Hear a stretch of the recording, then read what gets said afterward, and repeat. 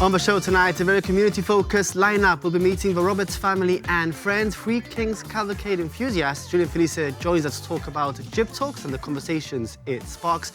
And Cancer Relief Gibraltar will be here to tell us about the up-and-coming events and how you can get involved. But first, music by the wonderful Bevin Soga.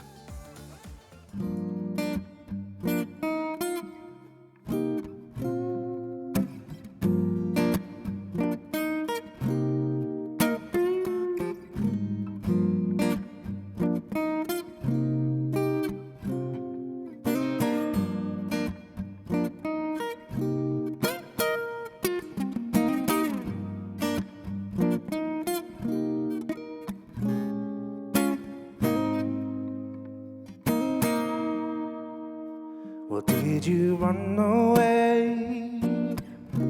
I never thought I'd feel you walk this way. Thinking of the things you said to me. You said I'd never see you walk this way. Loved you like the sky. Every word you said could get me high. And when I heard your voice, I'd close my eyes. 'Cause I thought I loved you like the sky. Loved you like the sky. I had my hands to the floor while I'm here falling through your vertigo again. I need somewhere to go to hold on. And I'm falling if you let go. Yeah, I'd be falling through your vertigo again. I need somewhere to go, or to hold on, to hold on.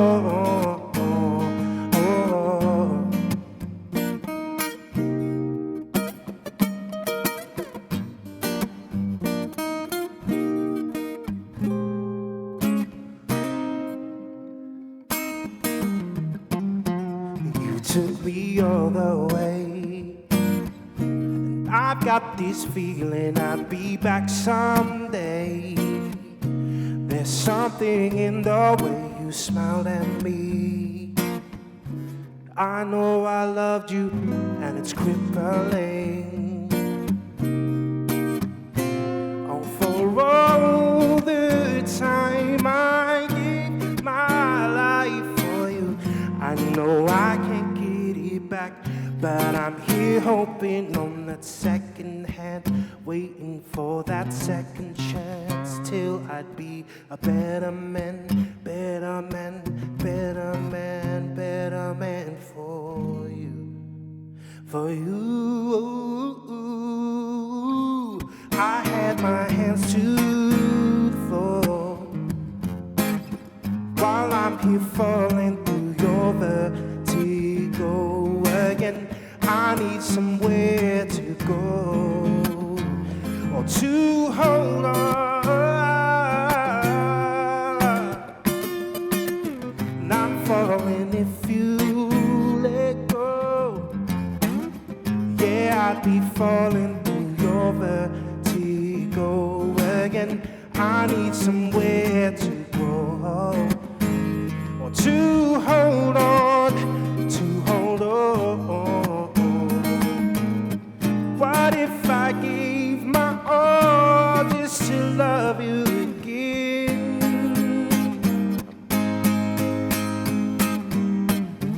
'Cause I could give my all just to love you again.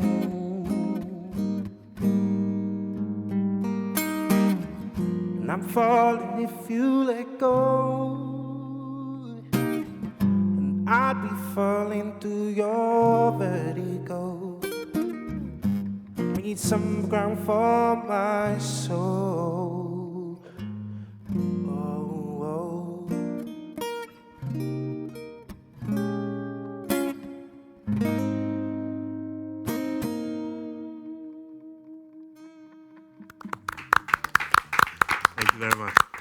Thank you very much, Bevin. Love that vibe. That was an original? That was an original, yes, called Vertigo. Tell us a bit about that song.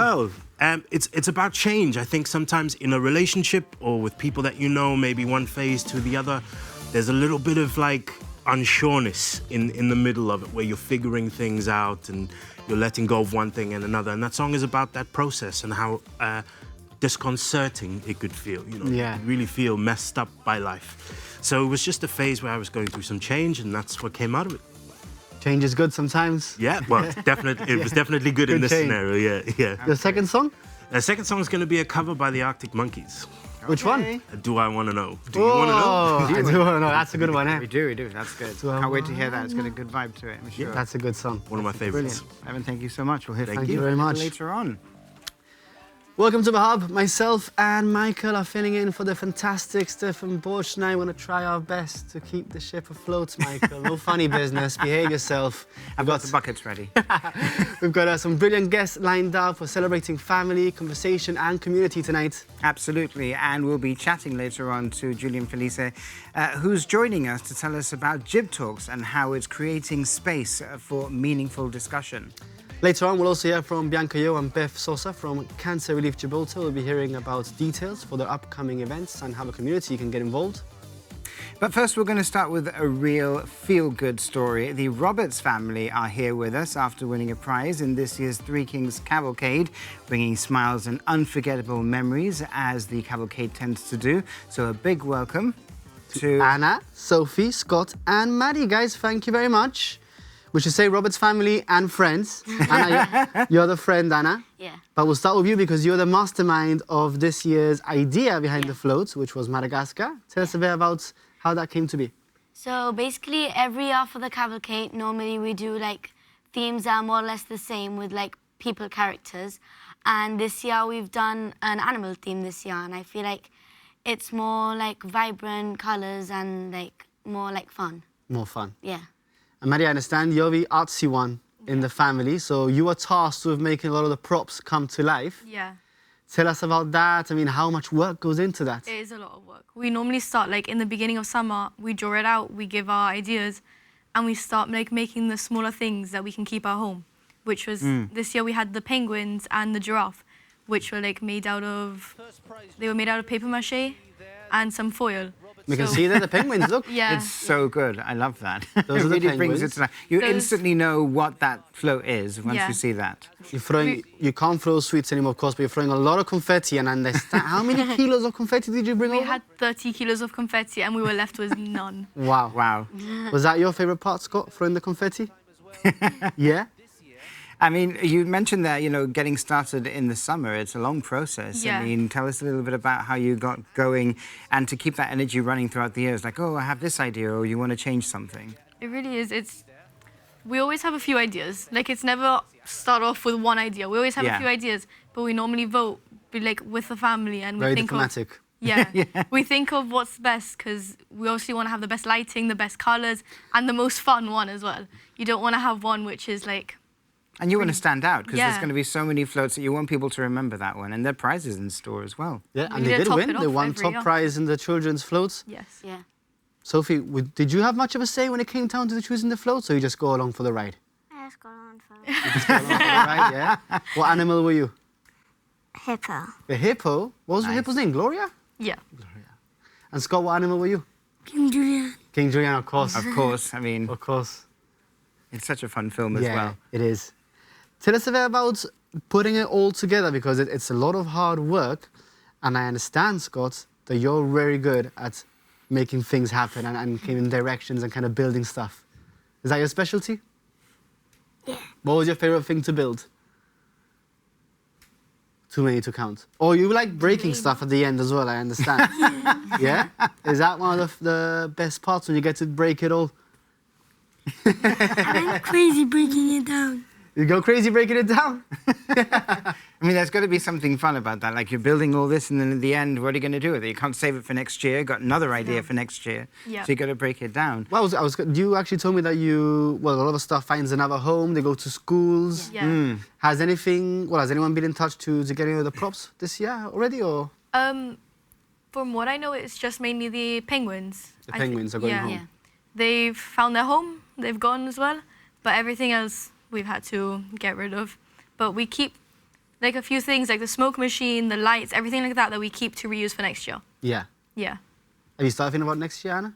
Is it someone else decide now, or? Well, basically, Maddie's come up with the idea for next year, but we've both had the exact same idea for it. Okay. Oh, okay. On the So you're same both taking wavelength. credit for it. It's a team effort. Yeah. This was team effort. Can you give us a little bit of a hint? Do you want to say, Scott? Is the chicken in it? There's a chicken in it. Yeah. Chicken in it. Okay. Is I it like that. what was it? Little Nice. Chicken. The movie about the sky is the Yeah. Little Chicken. No, is that called? It could be. There's a lot of chickens. And a lot of chicken-themed things. So, I mean, going back to the theme, I mean, it's crazy to me because that film is not Oh, look, new. there you guys and are you building kids must like that film. Yeah. It is a good film, Wow. and they really like it. We watched it a few times just to get the ideas, and we went through almost every Madagascar movie. There's three? Three movies? There's three, I think, There's three four or four. movies. 4 movies. Yeah. And The we just penguins went, have their own film, don't they? I Yeah, love they it. do. Yeah. I love the scene in the first one where the penguins break out of a zoo and they're like, just smile and wave, boys. Just smile and wave. That's we the got best part. a few of our favorite sayings and songs, and we mashed them all up to have the music for the float as well. This is going to be so much fun, though, when you're putting What this was your all favorite together. saying? I'm not sure. There's one at the end where King Julian starts singing a song of "It's getting hot in here," but he's taking Yeah. off all his fur when he's getting shocked by lightning. I think that has to be my favorite. So this is you guys putting it all together. This is the day itself, isn't it? Now this is Yeah. when you're ready to go. And what was it like when you finally saw it all done and you're ready to put it out there? Like, were people coming up to you? Were people saying nice things about the float? There was more or less because there was people around and there were people going to other floats. And there were some people from the other floats looking at us because we had a lot of music blasting and we were all dancing and having fun. And there was also another float beside us giving us sweets, so we were just having fun. I think it's important to say as well that we see a lot of floats from DJBS and stuff like Yeah. that, but this is all a family-made float. Yeah. Your parents, cousins, friends and family. Yeah. How special is that to build something? Because you've done it for a few years now. I remember you did a Yeah. Grinch one last Yeah, year as well. So how Grinch. special is it to build it all together with your family and friends? It's it's really special as well because it's because other people, they do it in groups and they do it in work groups and stuff. And ours is family, so it's more small. I Which think is- it becomes a bit of our Christmas as well. Yeah. We spend Yeah, our Christmas of course. break mainly down there, and you're with your family on the rainy days and stuff. We're all there working. Yeah, who was that? Who was that, Scott? That was Alyssa. And this must have been strange as well because it was during the day last year. Yeah. Yeah. So that was a different component. Have you still had a smoke machine? That is the snow machine. snow machine. Snow machine, yeah. And the attention to detail. What's is been pretty your great? favorite one, Sophie, that you've done? The Grinch. The Grinch? You didn't like Anna's Madagascar, no? No, it seems like a good fun. And you had a dance, I believe, as well. You came up Yeah. with a dance Yeah. for the King Julian song, which is I Like to Move It, Move It. Yeah. Yeah. Classic. Yeah. Do you want to show us the dance? I don't Okay. mind. Who wants to show? Michael, you want to show us the dance? Me? I don't know how to do the dance. You're gonna have Maybe to show Bevin me can the play a dance. bit of the... Yeah, Bevin can play a little You're bit a of live I Like to musician, Move why It, Move not? It. Shall we get up? Okay, who's going to show me a dance? You were showing a little bit before. Should we all do it? Let's do it. Okay. Scott said first. So how was it? It was like this first, no? So it Row? goes Yeah. 1, 2, Oh, I'm really it's bad. cold. Cold. Okay. And then again, no? 1, 2, cold. Then you smack your hips. Then bang the air. Okay. And then you do that smack your again? hips again. And then you bang the air. And then you be a monkey. Okay. Michael, you're good at that one. And then you be an Egyptian. Oh, okay. Throwing it back. Okay, yeah, And that's the dance. good. And that's That's the one good. that comes out in the movie, no? Yeah. So you had to do that then, Scott, because you were King Julian. You did it? He made his own dance. You made your own dance. I like the others dance. Yeah. And the king, and the king. Exactly. And the king. So you said you already had ideas for next year. How long have you been participating in the cavalcade? We've done it for the past 3 years in a row, which those were us. And then Yeah. a few years back, I think it was 2018. Yeah, 2018. We did one with her granny that did it, and we all went on. Oh, nice. It was Which the that Trolls one. Oh, I remember that. I remember the Trolls one, yeah. Yes, absolutely. And you all start, well, I believe you all look forward to pizza when it Yeah. comes to the end of the night. Yeah. The part where Scott goes crazy and tears it all down. And Fueled by pizza. fueled by pizza and sweets. And sweet. I mean, come on. How special is that to get pizza? Everyone comes around after you've built something from scratch for mums. Done and dusted now, get to enjoy some pizza. It's like every now and then we like finish building the floor. It's like more or less like 8 or 7. And we go to like Pizzeria Plaza and we get pizzas, and then we go to the, like beside the floor and we start eating them. Yeah. Excellent. So what's the best thing? We talked a lot about, making the float and everything, but what's the best thing about the cavalcade?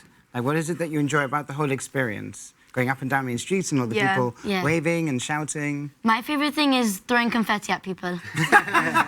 Do you aim at somebody and think, I'm going to get All my that friends. person? Oh, yeah, perfect. I love that. Do people recognize You're a you? vibe. Because you're dressed as a lion, people recognize you. Yeah. Yeah? They know it's her. They know. They targeted me. They know it's her. What's your favourite part, Sophie? From confetti. Throwing confetti as well, that's everyone's favourite. Scott, I imagine your favourite part is also throwing confetti, isn't it? I threw it in someone's tongue. In someone's tongue. That's some good accuracy, yeah? That is really good accuracy. Good thing they took the sweets away, yes? Scott would be a menace. Whoa. Call A&E. Well, we need to do a float next year and start We throwing did a float confetti. last year. I know, but we need to do another one, throw confetti like these we do, guys. we do. I feel like we're missing out on all the fun. Well, we're going to recruit Anna and For sure, they have all the Scott, ideas. and so, yeah, we're going to recruit them over to the GBC site so we can brainstorm a good float. Well, guys, thank you so much for coming along. And now we know to look out for next year, a chicken. Yep. That's all we know. all we So know. if you see a float with a chicken, we'll know it's you guys. Thank you so much you for very coming. much. Thank you. And coming up after the break, Julian Felice joins us to talk about GibTalks and the ideas and conversations behind them.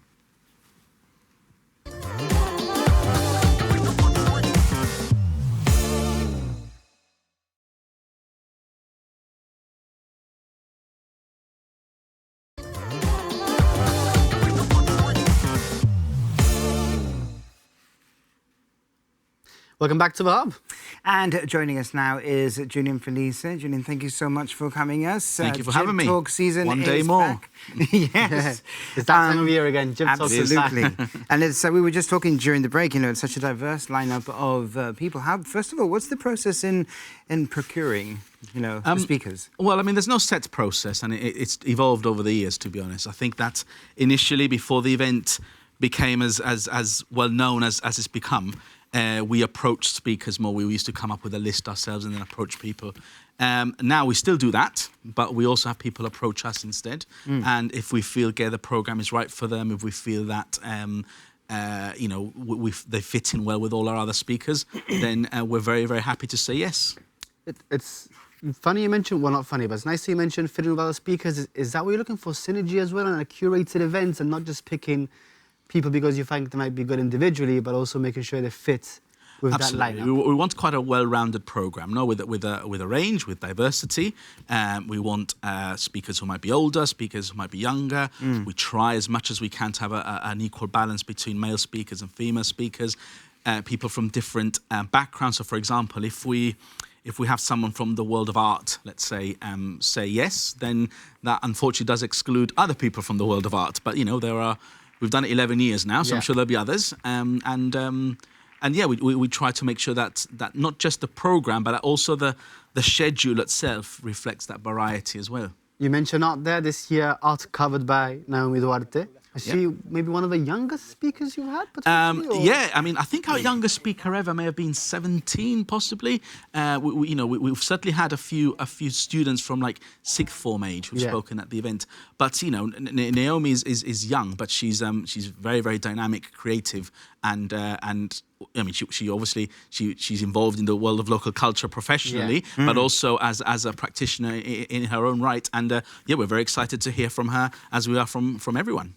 What I love about GibTalks is that people, the speakers are people who have something to say. They have a story to tell, something personal, something that people might find a connection with that they might feel a certain way about, but something that connects people, somebody who's in the audience who may have not thought of something in that way, you know, they've got something interesting to say. Absolutely. And I mean, I had the pleasure of meeting the speakers earlier on this evening. We had our meeting where we brief all the speakers and we get to know them, and there was a really, really nice energy there in the room. I think everyone was really, obviously they're anxious, they're nervous, but they really do want to tell their stories, and I think that's one of the things that's made the event so successful. You've got 15 minutes, everyone's got something to say, so here you go, say it, and we'll listen.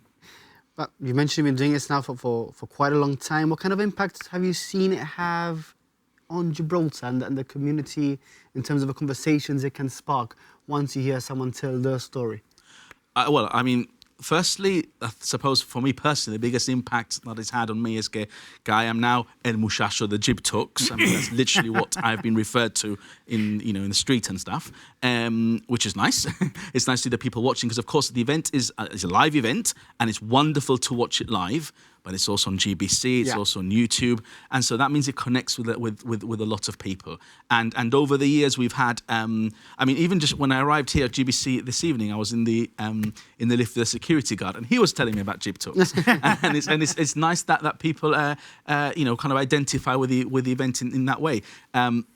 People talk about the stories. People talk about some people, in fact, are now kind of better known, let's say, or in the community because they've appeared on GibTalks, and that's great to see. And I mean, obviously, with a lot of these individuals, we saw the list on screen just now. They're going to be faces familiar to us in the community. People we see a lot of the time. We've got politicians here, people involved with art. But is it a case of maybe, kind of like their guard is kind of down a bit more when they're, even though you're on stage and it's a performative type of thing, that their guard is kind of a little bit more down and they can sort of maybe be themselves a bit more? It is a bit, but I think that also scares them to a certain extent. I mean, I've been backstage with politicians who will speak, for hours in Parliament, and are really, really anxious about a 15-minute talk because perhaps, like you say, that they let their guards down. It's a bit more personal. They're not in their kind of comfort zone. I mean, one thing that we've introduced a new feature this year, which I did want to mention, is that we have two comeback speakers this year. People who spoke at the very, very first GibTalks in 2015. And after over 10 years later, they've now got newer things to say, and so we reached out to them because we felt, just because you were there once doesn't mean you haven't got anything to say, and so we welcome that as well, and it'll be interesting to see. In fact, I was speaking to one of those comeback speakers this morning, and he was telling me that he's actually more nervous this time round than he was the first time, which is odd. Yeah, I mean, now it's built up to be a big thing that people are really looking forward to. So I suppose back then you get approached, you're not really sure where it is. Now it's something that people look forward to in the calendar year, so a bit more pressure now, I imagine, as well. I hope so. I mean, I don't want them to feel that pressured either. But I think that most of the speakers, they come out of it, they felt it's been a positive experience. They feel it's been a thing that they've enjoyed doing. Some of them are, I mean, in some cases, these are speakers who I've been maybe approaching for the last 3, 4, 5 years, and they finally said yes. Right. And there is that trepidation, but I'm sure that they will enjoy it very much. In fact, the 50 minutes go like this. They go so quickly. No one ever says, it felt really long to me. They always felt that they could have carried on talking. I mean, there are probably people you're approaching now who are not quite sure, and maybe in a couple of years will be ready to do it. I hope so. And I'll let you know when I'm ready. They know who they are. They know who they are. They know that I approach them every single year, and I'm not going to give up. Eventually, they will come on stage. Maybe we can have a look at the list again, so we can go through some of the names. Yeah, which is quite diverse. This is we've got Nadine Collado, we've got Mark Montovio, Richard Buttigieg, which of course. I mean, I was joking with Richard this evening, that he'll actually be speaking in front of a much smaller audience than he's used to. He's used to addressing thousands of people, so a few hundred will make very little difference to him. Peter Montegrifo as well. Peter's one of our comeback speakers. He was a very, very popular speaker back in 2015. His talk was excellent, and I mean, the way. Something I noticed at this meeting this evening is Peter. He's quite soft-spoken. He's very, very well-mannered. But like the moment he started speaking, there's so much respect to his wisdom that everyone just stopped talking and just listened to what he had to say. And it'll be the same on the 31st as well. I think someone that people will be interested in is Julian Santos, of course. You were telling me before you don't know what he's going to talk about. No. So it'll be a surprise to everyone. I should mention, because I'm sure he'd want me to, there's Julian Santos KC, who will be speaking at the event. And he's got a lot of interesting things to say, not just obviously the obvious things that have been part of his life, but he's got a very distinguished legal career, and I'm sure that he's a very, very intelligent person, very, very erudite, and I'm sure that he'll give a very, very good talk. And we've got people from both sides of the political spectrum as well, with Giovanni Origo and also Sergio Bolzano as well. I mean, some heavy hitters in there as well. Yeah, we always reach out to both the government and the opposition, because we would like them to be represented at the event. So Joe's the second time he's spoken as well. Actually, he's not like a specific comeback speaker as such, but I guess he is. I mean, he always has a lot to say, doesn't he? So I'm sure that his first talk was very, very interesting, and very, very well thought out. So there's I mean, no doubt that'll be the same this time. Do you have any, I suppose, horror stories over the 11 years of perhaps someone getting really nervous the day before? Or No, not at all. Not horror stories from that point of view. We have a few, I mean, you could call them horror stories in terms of, microphones that have stopped working or speakers who have fallen ill on the day itself. But nothing major like that. No, I think the event just kind of takes care of itself to a certain extent. And the team that I work with, the people at Culture, they're excellent. I can't say anything otherwise, because they're so good at preparing the event. They're so good at making sure everything runs smoothly. That luckily, no, we haven't had any. I mean, I suppose that the biggest nightmare we had was in our very, very first edition, when the Chief Minister was due to speak, and he fell very, very ill on the day, and Minister Cortés stepped in the last minute and replaced him. Yeah. So for our first event, that was a little bit of a horror story. The worst thing that could happen did happen. Yeah. But I mean, Minister Cortés was a more than adequate replacement, and then the Chief Minister spoke again the following year, and then did so again last year. So if people want to be in that audience to hear these talks, are tickets still available? How can people go about Well, tickets are doing that? available on buytickets.gi. I don't have the full stats about tickets, but I know that we sold out 50% of our capacity in under 5 hours. So that really shows the demand there is for the event. So I strongly urge you to get your tickets quickly. You can come to the morning session, to the afternoon session, or do what a lot of people have done over the past 11 years, which is to come for the whole day. And there are people now who I know because they come to GibTalks every year. every year. Yeah. Yeah. Well, We're running out of time. Yeah, I just want to ask one more question, just purely out of personal interest. I mean, in the 11 seasons, what's been a powerful or memorable talk that's really stuck with you, Julian? Oh, that really, really puts me in the spot. No, there are a number of really stand out to me. Peter Monterifo's first one stand out to me. The late Mary Chappie's, again in our first edition, really stands out. Keith Madeira gave a great talk a few years ago on how the map of Gibraltar has changed literally in the last 20 years. Jonathan Douma's talk was fantastic. But there's we've had almost, by the end of this event, I think we would have had close to 180 speakers, if not more. So that's a lot of people to choose from. In 11 years, that's great. Yeah. And a lot of them have spoken so well. And I mean, Juan Franco was excellent last year as well. Yeah, that's true. Minal Viz did a really good talk as well. Remember when she was... Say again, sorry? Minal Viz as well? Yes, absolutely, yeah.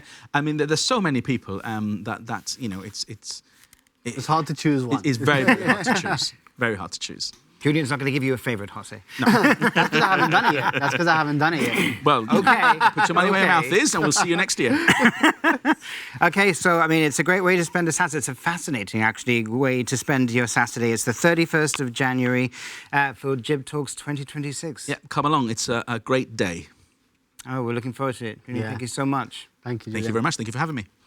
Time now for this week's Street Talk. What's your opinion on fireworks? Let's find out. For a long time, fireworks have been a tradition to watch on New Year's, but as Gibraltar turns to a more eco-friendly approach to festivals, do you think it's time to get rid of that tradition? Let's go find out.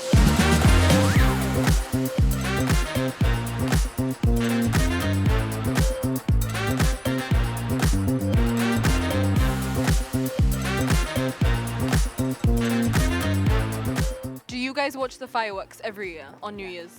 Yes, we do. We love it. We were actually down at Casemates this year because we really wanted to be there, but now we wanted to be part of it this year. Yeah, I tend to watch the fireworks every year with my family or my friends at home or by the pier where they used to do them. It's normally a nice experience. No. I see it on the television. Yeah, I do. So I actually work in the fireworks shop. So like, yeah, I love fireworks. Are you aware of the effect that it has on the environment? No? Yes. What's your opinion on that? They should make like fireworks more safe, but then of course they're fireworks, so it's not a lot they can do. But they should try and make them a bit more safer. The fireworks, especially for my family, has always been a big thing. Pero I also understand that there's a lot of issues with it, especially environment, and there's also a lot of issues with like dogs and stuff like that, and causing disturbance for them. Yeah, it affects my cat a lot. My cat gets very scared and she hides under my bed, under my sofa, and she doesn't come out until the next day in the evening. If the fireworks explode, she is, I think she got a heart attack. She's so afraid. My dog doesn't really care. She doesn't really get affected by it much. I think in like Norway or something like that, one of the Netherlands countries, they're doing a fireworks ban of 2026. Don't know if that might be the way to go, especially with like kids throwing fireworks and stuff. Pero no sé. That is like the biggest downside to something so joyful. So I think that's something that we've discussed it before as a family, and we're like, it's something we love so much, but how could it be improved and how could it be made better for everyone? Well, we have the baby shop, so we get a lot of worried moms coming asking for the headphones. I know it's a tradition, and I know it's something that people do look forward to, and I feel quite not sad, but I feel that maybe this is something that they should continue.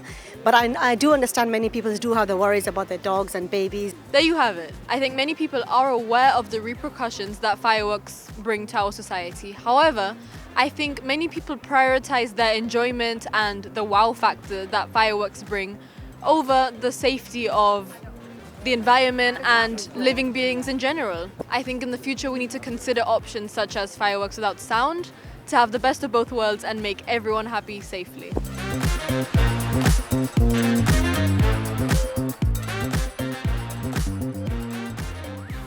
Thank you very much, Ariana. A very talkative moment, fireworks this time of year. Yeah, I'm always conflicted with it because I love them, but I know that pets don't like them. My dog doesn't like them. Yeah, I'm on the same boat. It's one of those, I really like them, they're pretty, but we've got to think about the animals too. Yeah. Well, still to come, we'll be hearing from Cancer Relief Gibraltar about the upcoming events and how you can support their incredible work.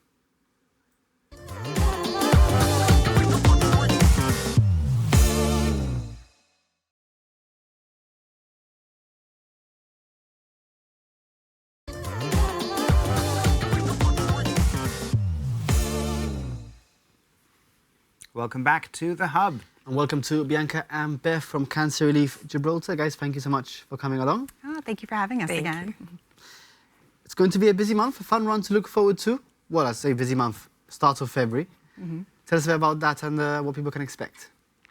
So coming up on the 1st of February, Sunday, we are having our second annual World Cancer Day Fun Run and Family Walk. 2 distances to choose from, the 5K and the 3K. You can run or walk either. And what makes it really unique and special is we're bringing together all of the cancer charities of Gibraltar to raise awareness and heighten kind of the community aspect. The slogan for World Cancer Day is United by Unique, and we want to acknowledge together the unique journey that cancer plays in an individual life. Of course, it's fantastic because there is a lot of support for cancer patients in Gibraltar. You've got Cancer Research, Cancer Relief Gibraltar, Pancreatic Cancer Gibraltar. How special is it to get all of them involved for one day? I think it's just lovely having us all there together, and it's just not for the fun run. They're also coming on the 4th for the awareness day that we're doing, and it's lovely to have all the different charities working together, supporting people, because like Beth said, one person's journey might take them through the different charities. Yeah. And it's lovely for them to see everyone getting together for it. You've got the information there on the screen now. Pre-registration is now open until the 29th of January, so people have a chance to do that. What has the sort of reaction been to it in terms of people wanting to sign up and wanting to be a part of it? We actually had people wanting to sign up to it before it was even launched this year, so that's a great sign. We were really At the end of last year's race, so like, let's do this. Like, absolutely. Need to do this again. That's what brought us back. No, we're really fortunate to see such an overwhelming support from the community for this event. It's really special having all of us together, and we're really looking forward to it. Would you be doing the 5K or the 3K?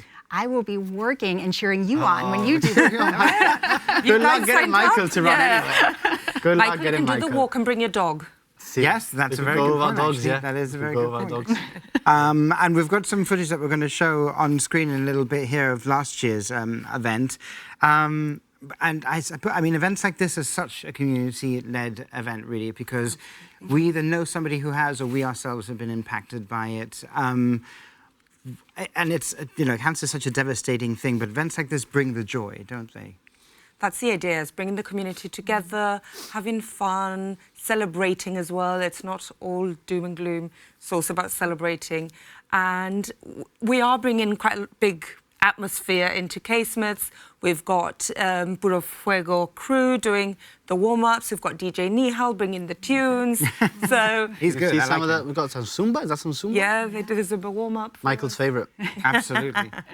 And we've been so fortunate too. We have a wonderful sponsor. Intane is sponsoring the event. Costa Coffee is providing complimentary coffee to everyone that comes through that finish line. We've got Saucony and Speed providing refreshments at the finish as well. So we're just so grateful for really the community for bringing this together. It's community spirit in every way. We always get things donated by loads of local companies. And everyone pulls together for these sort of events, and we're very grateful for that. I was going to ask you, do you find these events help bring people together beyond fundraising? Absolutely. Absolutely. I think these type of events are more about awareness and letting them know that we're there for them, not just us, the other cancer charities as well, than the fundraising itself. That's what we're here for at the end of the day. It starts in Casemates, but can you tell us a little bit about the route at all? Or? Yeah, absolutely. It's the same route as last year for those that participated, but we get to go down Main Street from Casemates. We'll head south a little bit before turning back up, running up along Queensway, and then making a full loop right back into Casemates. I don't want to jump the gun too much, but Pancake Day, I think, is one of everyone's favourites. Mm-hmm. I mean, to look forward to Pancake Days. I mean, I love the... Run with a pancake. Run with a pancake. It's about balance, right? Exactly. Run first, pancakes later. A big event for you guys as well. Absolutely. Tell us about preparations for Pancake Day. Yeah, it's all underway as well. So Beth is leading with a fun one. I'm leading with a pancake. We're both going, and it's quite hectic in the office at the moment. You can hear Beth talking about running and me talking about Nutella. So. Is that your favourite pancake with Nutella? Actually, I'm quite a savoury person. And the people that put lemon on their pancakes, I don't get that. I I can't get behind the lemon. The lemon and sugar, really? That's me. I can't get behind that. I can't get behind Evan says yes. Yeah. Really? I'm not a... Yes. Oh, that's I really normally nice, have- right? Everyone's saying yes. Am I the only one here? Team Nutella. Team Nutella. I normally have a Nutella one and then a jam one, too, with syrup on top. Even James is Very like lemon and sugar. Yeah. Lemon and sugar. Yeah, he's telling me lemon and sugar. No, I have to try it. I have to try it. No, It just I'm not- doesn't sit well with me. I don't like lemons. Pancake. Oh, I love lemons. Anyway, Okay. we should talk too much about pancakes. Sorry. This is why we have to run. Yeah. Also, I was looking at your Facebook page, and also you have Dry January, which a lot of people are also observing. So you've got that, and also you're looking for volunteers, I believe, as well. Absolutely. We're Always. always looking We for love our fun run, I volunteers. imagine. We love our volunteers, Yes. and we're always looking for event volunteers to come out and support us in that way. And yes, we are promoting Dry January as well, really just kind of putting a healthy mindset out there to start off 2026. With regards to volunteers, yes, we always need for events, but even for the centre, whatever, if you've got a special talent or something, a special skill that you can help us with and you want to volunteer your time, we absolutely grab you. We're always looking for people. And we are so fortunate because we get just people who come and they lend us those talents, and it makes such a difference. No matter like how obscure it may seem, we do appreciate it. Yeah. We're literally, as a charity, like, we couldn't function if it wasn't for the amount of volunteers that we have. Because at the end of the day, we are a charity, so we do depend very highly on them. We're very, very, very grateful for them. And what kind of tasks could they do? Could they help with a volunteer? From driving to helping us in reception, doing admin. We've got gardeners that come in. We've got all sorts. We've got who we call the 4 o'clockers, which are students who come in and help us close up for the day, prepare the meeting rooms for the next day. Even silly things that you don't think of, like laundry, the washing the towels after the massages, or clearing up the glasses after a counselling session. So all those little things that people don't think about, they need doing. Maybe it's one day it's helping us prep for the fun day, maybe getting the T-shirt sizes together with the name and the waiver form for the person. Things you wouldn't even consider, really, of course. Yeah. And it all really does add up. Can you tell us a bit about World Cancer Day? I believe Gibraltar Day is going to be going live from there. Yes. World Cancer Day is actually recognized on February 4th, so the fun run will be taking place before. But we're coming together for an awareness event in the Piazza, again with Which you did last year as well. Exactly. Yeah. And we had Radio Gibraltar there, and all of the cancer charities as well, to raise awareness and really just spark conversation going through everybody's unique cancer journey again. I was going to ask, when you do events like these and people are walking up and down Main Street, when they approach you, what other conversations and what kind of questions are people asking to you? It could be quite varied. I always find that when we're in the community, a lot of people approach us for referrals. I think sometimes they're a bit scared, or you don't always feel comfortable talking about clinical stuff. And if they know a face or they've seen you in 2 or 3 events, they already feel a bit more familiar with you. So they find it as an easy in, I suppose, and then we can refer it to the nurse. So we do sometimes get questions on how can I go up to the centre, how do I go about it? But we get lots of other random questions too, like volunteering is one of them.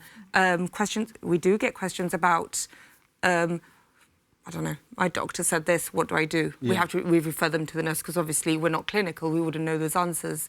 But we also see the other side where people are really looking to share their story and have support. And especially when all of the organizations are together, it really provides a safe environment to do that. Of course, some people just want to come and be heard and talk. And a lot of times it's not questions, it's just them sharing actually lovely stories. Oh, when your nurse was with us, and they give a little anecdote, and those so heartwarming. They give us such lovely stories about our nurses and the team, and it's always lovely to hear. So it's nice to be the receiving end of that as well. It goes to show how appreciated your work it is. Yeah. And I think it's important to highlight too that we're not just there for people who have been diagnosed or are personally going through it. We're there for carers as well. Cancer is a journey for everybody in the family, and we want to be there available to support however, and I think that goes for all of the charities in Gibraltar. Well, thank you both for coming. Thank you The very day much. to remember is the For having 1st us. of February for that fun run. Pancake you Day there, coming Michael. up as well. See you there. And also World Cancer Day as well on the 4th. Easter egg hunt after that. Yes. Oh, yes, absolutely. Quickly, we've got a bit more time. We've got a bit more time. Tell us about the Easter egg hunt in Alameda. Does that take place in... We're hoping to have it again at the Alameda. We need to start booking and all that, kickstart the process. But we're hoping to do it there again because it was really successful last year. So it was brilliant. Yeah, kids enjoy that really. Kids and parents. Yeah, sure. We even had coffee last year at the tuck shop. I think you should ask Stephen Borch to be the Easter Bunny this year. That's a great idea. Oh my God. I'll talk to him on the breakfast show next week. I'm picturing it. You've make a said it note now, on it that. has to happen. Nominated. Sorry, Stefan. Can't say no to It's Cancer done. Relief Gibraltar. Yeah, exactly. He's been nominated. It's a commitment now. Sorted. Exactly. Thank you so much for coming in. Thank you both. Well, Michael, I believe it is time for What to Watch. Take it away, centre stage. And we are focusing this week on Hamnet, the Academy Award-winning writer-director Chloe Zhao. After losing their son Hamnet to plague, Agnes and William Shakespeare grapple with their grief in 16th century England. A healer, Agnes must find strength to care for her surviving children whilst also processing her devastating loss. This film recently won a couple of Golden Globe Awards this past weekend, including Best Actress for star Jessie Buckley. It also stars Paul Mescal, and it also won Best Picture Drama, so one to check out. It's showing at the Leisure Cinemas right now. Here's Hamnet.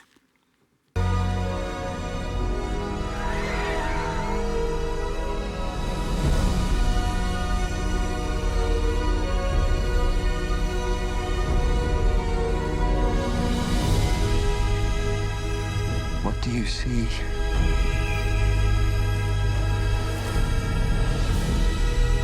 What do you see? You will live.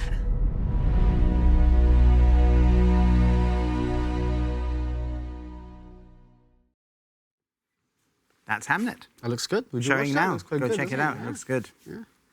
Well, thank you very much, Michael. And a Thank big you, thank you Jose. to all of our guests tonight. And thank you at home for tuning in and choosing the Hub on your Wednesday night. We're not done just yet. Bevin, take it away.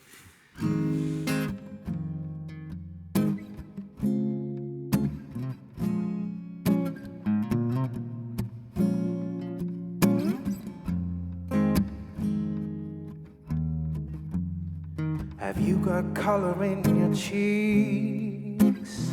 Do you ever get that feel that you can shake the tide that sticks around like something in your teeth? Are there some aces up your sleeve?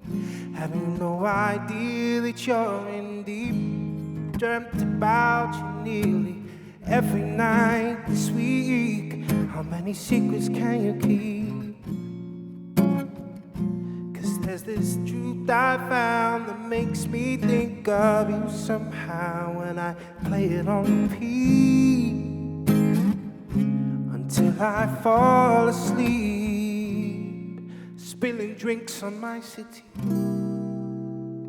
Well, do I wanna know if this feeling flows both ways? Sad to see you go, sort of hoping that you'd stay. Baby, we both know that the night's mainly made for saying things that you can say tomorrow, babe. And I'm calling back to you.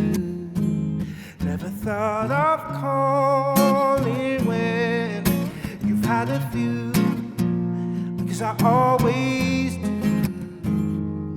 Maybe I'm too busy being yours to fall for somebody new. Now I've thought it through, and I'm calling back to you. So have you got the guts? I've been wondering if your heart's still open, and if so, I wanna know what time it shuts. Simmer down and pucker up. I'm sorry to interrupt, it's just I'm constantly on the cusp of trying to kiss you. I don't know if you feel the same as I do. We could be together if you wanted to. Well, do I wanna know if this feeling flows both ways? Sad to see you go, sort of hoping that you'd stay. Baby, we both know that the night's mainly made for saying things that you can't say tomorrow, babe. And I'm calling back to you. Never thought of calling when you've had a few, 'cause I always do. Maybe I'm too busy being yours to fall for somebody new. Now I've thought it through. What do I wanna know? Busy being yours to fall. Sad to see you go. Do you want me crawling back? Maybe we both know that the night's mainly made for saying things that you can say